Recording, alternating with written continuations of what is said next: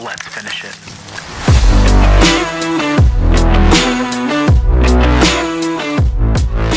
What is up, everybody? Welcome back to another edition of The Closing Pitch. My name is Spiker Helms, and this is a show about people, culture, and how to create a winning lifestyle. Dave is across from me, and we are going to be touching base on the NIL. We have been pretty vocal on it.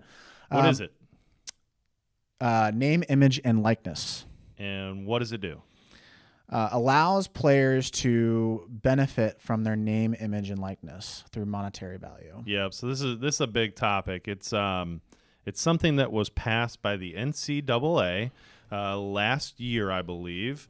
Because leading up to this, the big controversy for the last 15 years was that players in college sports were not allowed to benefit off of their name, image, and likeness. They were not allowed to get paid. They couldn't go sign autographs for money. They couldn't sell their own shirts.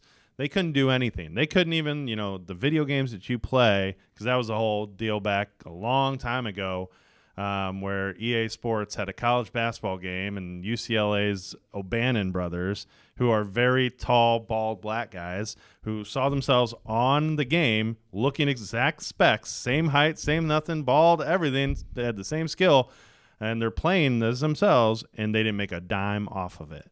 And so the NCAA immediately kind of stopped that and said, well, we're not creating any of those games anymore. We're not going to put any numbers on it. And they basically blocked the player's ability to ever get paid from a monetary standpoint. Now, they got their scholarship offers and everything else like that, and in the NCAA's eyes, that was sufficient enough for them. But long story short, enough pressure kind of got to the NCAA that as of last year, the NCAA said and announced that players can now make money through all kinds of different things, advertisements, selling their autographs, whatever. They can make money on their name, image, and likeness. And now you're really starting to see the craziness unravel. And I'm not saying in a bad way or anything like that, but you're starting to see how that's going to shape college athletics. The first time we talked about this was with Jared Waldorf, who was in a compliance officer for Southeast Missouri State. He wasn't going to see this type of stuff because it's a mid-major. He could, but like locally possibly. But he kind of touched base on this. So if you want to go and listen to him in that conversation, there was a lot of good educational points on that. If you are an athlete wondering how this whole world works with compliance and monetary value, scholarship, please listen to that episode. It's like a huge masterclass on how the compliance office works at a Division I school.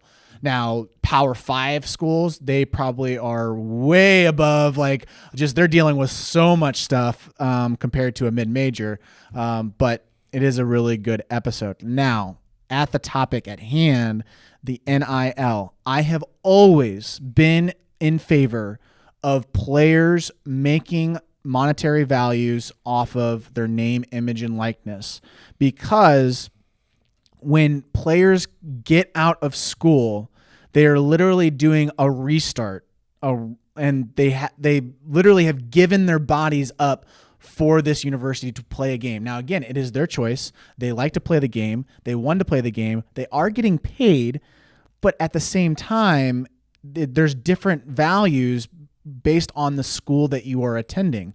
So if you are going to Purdue, you're getting your monetary value is way more than a kid that's going to Missouri State playing sports, just because the scholarship allotment is way higher than Missouri State.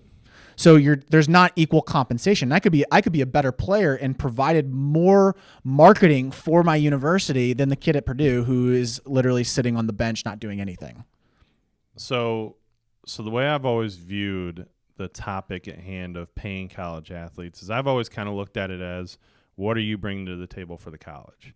It's very much like the real world workplace, that the people who are making a ton of money are also the people who are providing a ton of value in making their employers or creating the business that makes a ton of money. So it's a equal handoff. And I've said this since day one. I was a junior college pitcher, and then I was a Division II pitcher. that nobody showed up in the stands to watch. So if I was currently playing in my same capacity now, I'm not sitting out there going, hey, Chevy dealership, why am I not getting paid? Because I wouldn't bring anything to the table for them. I wouldn't have done anything. Now the dude who's Ohio State's quarterback, that he looks up in the stands and sees 10,000 of the 100,000 people in the Horseshoe Stadium that they play in wearing his jersey number, that's a little different. He's probably making that university quite a bit of money in quite a bit of different areas. Tuition, who shows up to the games, merchandising, TV deals, everything else. And that player is going to look and be like, where's mine? That's where I've always been. So the NIL, which has kind of taken a very interesting move, because I think most of us would have just thought, well, okay, if you allow players to get paid, just the top echelon dudes are going to get paid. The Ohio State quarterback, the Duke point guard, the guys like that are well known, that everyone sees on ESPN. They're the ones going to get paid. What's been kind of interesting is it's gone outside of that market because of the way influence is these days and the visibility of athletes on social media and through other things. You're now seeing college softball players get NIL deals because of their presence on social media, on TikTok, on Instagram. You're seeing golf players. You're seeing all kinds of people because they bring value in other areas, right? Which is really interesting to me. Which they should be allowed to do that. Like in the past, if they had a social media presence, they couldn't benefit on it, and it had nothing to do with them being a player. It had potentially had a little bit to do with it, like, oh, that's interesting because they're a player, part of this university, I get to see the back end of it. But then I also like that person, so the NCAA wouldn't allow them to make dollars off of that. Like, that person is not going to make money at the professional level if you are, like, not a lot, but college softball. Sure. If you're a professional softball player, you're not going to make a lot of money, right? And a lot of those baseball players, too, they're not going to make a lot of money. You have to make it to Major League Baseball to be the beneficiary of a $500,000 contract. Or what's the minimum now? 7 something? Yeah, I don't know. But at the same time, like, I understand where people's concerns are, because you're giving 18-year-olds $1 million deals, which there has been already. Oh, yeah. I think it's going to it's going to swing really far to the crazy side because we're not used to it.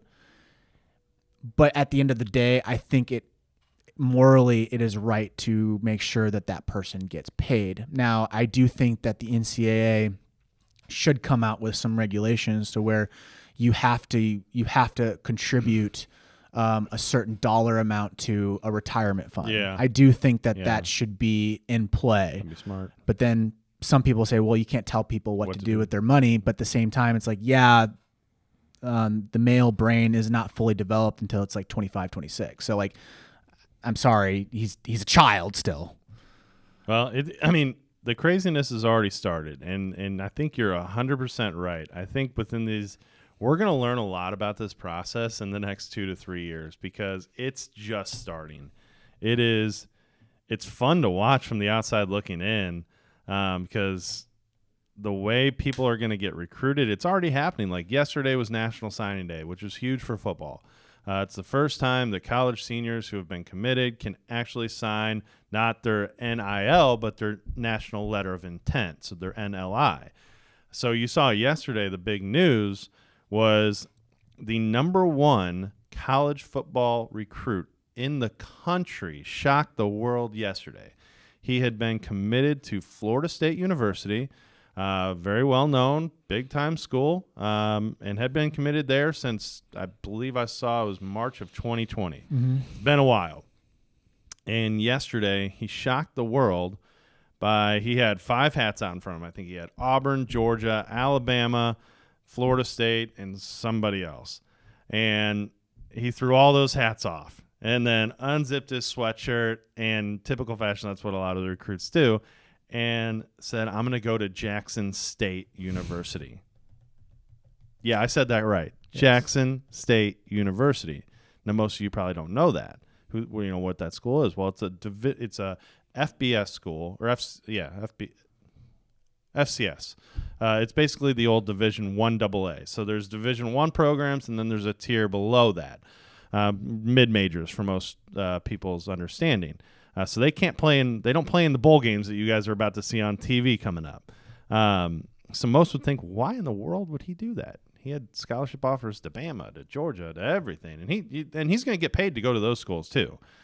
Well, there's a certain coach at Jackson State. His name's Deion Sanders, Neon Deion. The guy used to be a professional athlete. He played pro baseball and pro football. He's been a social media and media personality now ever since he stopped playing. I mean, everybody loves Deion Sanders. And then he went back to coaching college, and he's a very active, and this will be important, Barstool Sports contributor, which if anyone understands who Barstool Sports is, they basically are dominating media these days in so many different capacities and different industries. And so people automatically would think, well, he's got to get paid there, right? Why would you make that jump? Mm-hmm. And this is just rumors. It's not become official, but the dude is going to get paid. And I think I heard it could be a multi-million-dollar deal that this kid is going to sign eventually once he gets on campus.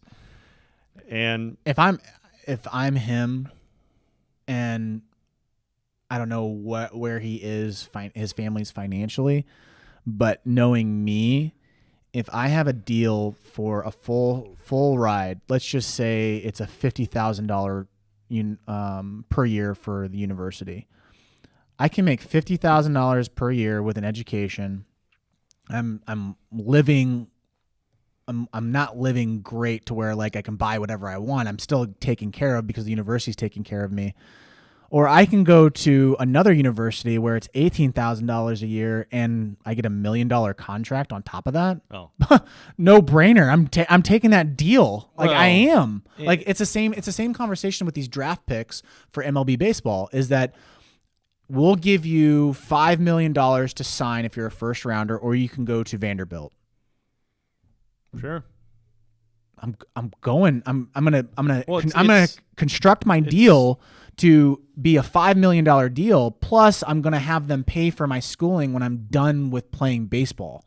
Well, it's life-changing money. Let's call it what it is. I mean, for most adults in the country, it'll take you a long time to ever accrue that amount of money. And the people that are sitting there like, oh, they just play for the love of the game.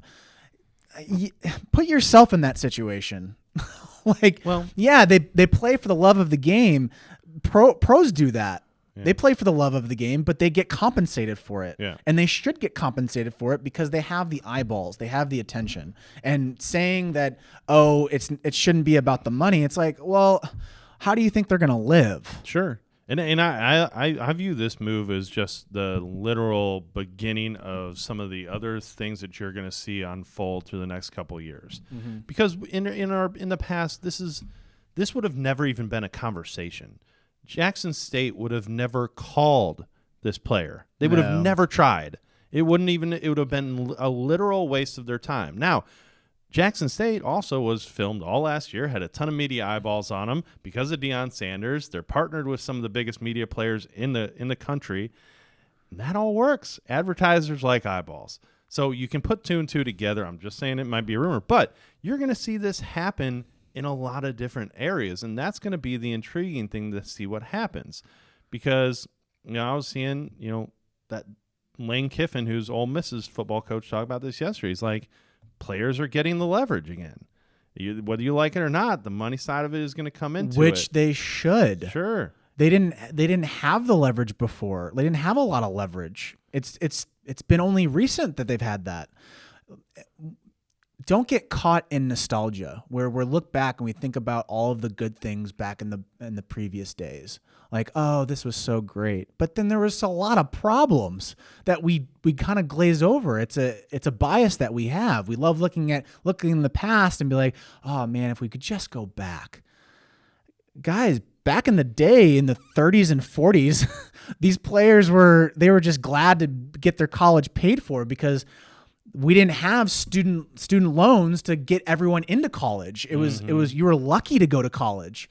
So athletes deserved it. They were doing something that no one else could do. They were part of the top percentage to play college and get a college education. Now it's common. If you don't have a college degree, it's just like, oh, why didn't you go to college? It's kind of weird.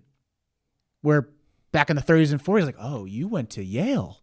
Well, holy cow. It's evolving. Everything is evolving and changing. And I view this as just another one of those. And you're going to have people who are going to be like, this is trash. This is crazy. We need to go back to the old ways. This is an abomination on college sports. Don't get romantic. And they're going to say that. And then you're going to have the people who are on the other side that this is great and whatever. And ultimately it all works itself out. The market will figure itself out. Maybe it's going to go crazy a couple of years, and the schools that have the boosters, that have all the money in the businesses, if they ultimately don't produce, they're not going to keep giving that money. People don't like to lose it. But the stuff that's going to happen from this, I'm really intrigued by it, Spike. And I know you bring up your crypto and your NFTs and everything else like that, and now I'm the one bringing it up. But can you imagine now if a player has stuff like that where he can sell tokens on his okay, I'm giving out 100 game jerseys. Mm-hmm. Again, it's just going to be things like that, and the way social media and the way visibility is going to be monetized is going to be very intriguing, because visibility doesn't care if you play college basketball, college football, or gymnastics. It doesn't matter. It makes no difference. If you're a tennis star at Florida and you have 1 million followers because you're really good, or maybe you're really creative on how you've taught the game and you've influenced a ton of younger athletes in that sport, and they all follow you, well, guess what? You're going to get some NIL money.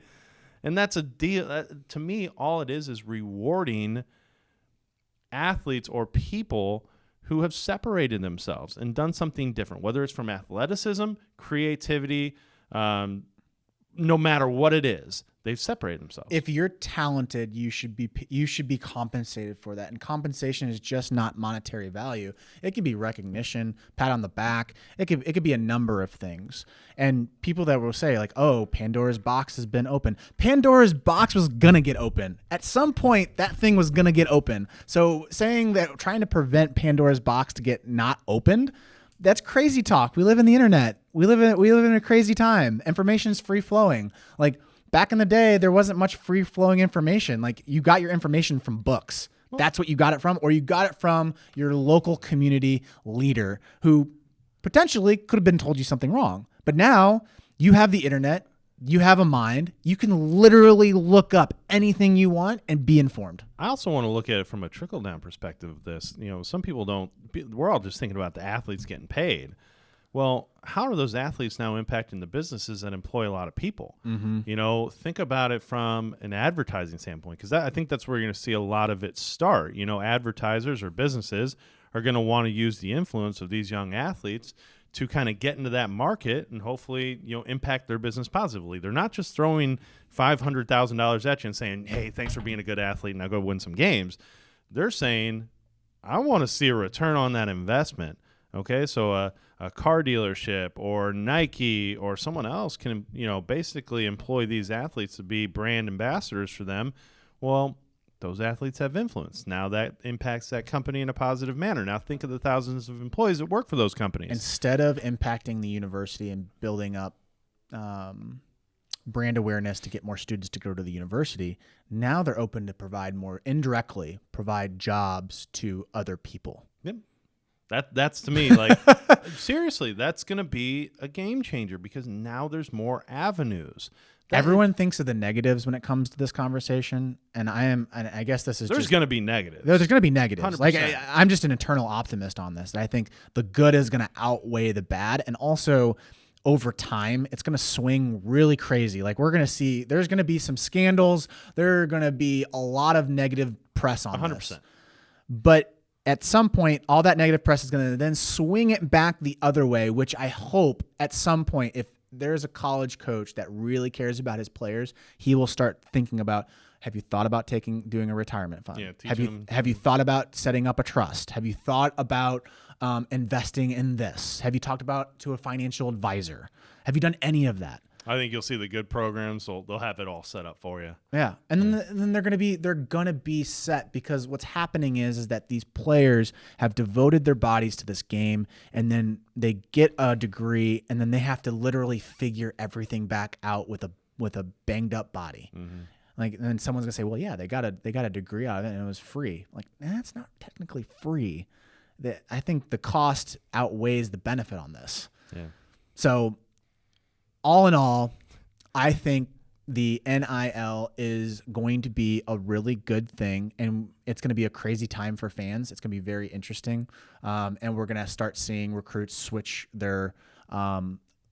up their ability to go to different universities. It's gonna be like free agency on steroids, and we're not gonna be. It's gonna around this time of year where football players are signing, it is going to be a hyped up event, and we're gonna start trying to see what the big surprises is, and you're gonna start seeing these breaking news from ESPN, like, oh, Tim was going to Mizzou and has decided to go to, I don't know, UCM. Yeah, it is gonna be wild and crazy times, and it's gonna be fun for fans. I bet you there's gonna be betting involved. Obviously, Vegas is gonna get involved with this at some point. I guarantee. It's gonna evolve. It's interesting because it's so new, and anytime something new that is wildly popular, or at least a piece of information that everybody loves to have an opinion on, comes out, I mean, it's wild. It's nuts. But I will say this last thing that I'm going to say on this is that the past is dead. Do not get stuck in nostalgia and be like, these players, blah, blah, blah, blah. Let's roll with it. Let's see what happens. Let's try to adjust, because it's not going away. It's not going to change. I mean, I guarantee you there's going to be some schools that end up forming their own conference off of this. I mean, there could be some wild times. Maybe that's just a wild guess on my end, but I think that there's going to be a lot of movement in the upcoming years. It's going to be cool to see. Regardless if you like it or not, it's going to be interesting. Guys, what are your thoughts on the NIL? We just shared our opinion on it. Are we right? Are we wrong? Do you agree with Dave? Do you agree with me? Write it in the comments. Give us a review on Apple Podcasts. If you want to watch our pretty faces, go ahead and go on to YouTube. You can also comment on the YouTube channel as well. But we'd love to get your feedback on this. This is a hot topic, and we will catch you in the next episode. See you guys.